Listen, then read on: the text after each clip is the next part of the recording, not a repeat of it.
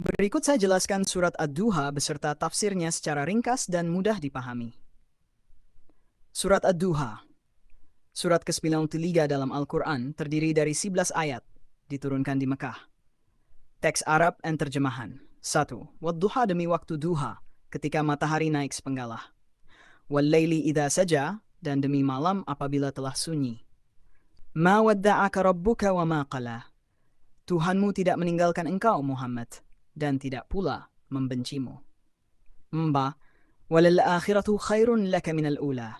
Dan sesungguhnya yang kemudian akhirat itu lebih baik bagimu daripada yang permulaan dunia. Walasawfa yu'atika rabbuka fatarda.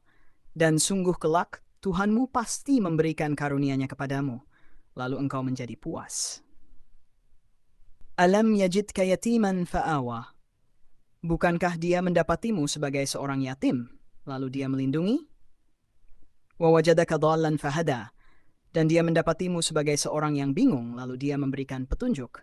Wa wajadaka a'ilan fa'aghna. Dan dia mendapatimu sebagai seorang yang kekurangan, lalu dia memberi kecukupan. Fa'ammal yatim fala taqhar. Maka terhadap anak yatim, janganlah engkau berlaku sewenang-wenang. Wa ammas sa'il fala tanhar. Dan terhadap orang yang meminta-minta, janganlah engkau menghardik. 11. Wa amma bini'mati rabbika fahaddits.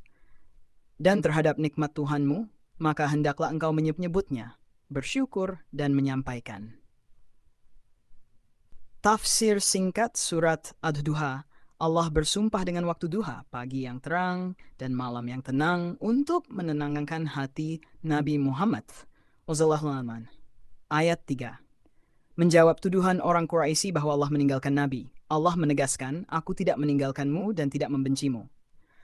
Ayat 45. Allah memberi kabar gembira bahwa masa depan Nabi di akhirat maupun dunia akan lebih baik, dan Allah akan memberinya nikmat hingga beliau ridha. Ayat 68. Allah mengingatkan nikmat yang telah diberikan. Nabi dulu yatim, Allah memberi perlindungan. Nabi tidak tahu agama, Allah beri petunjuk. Nabi miskin, Allah beri kecukupan.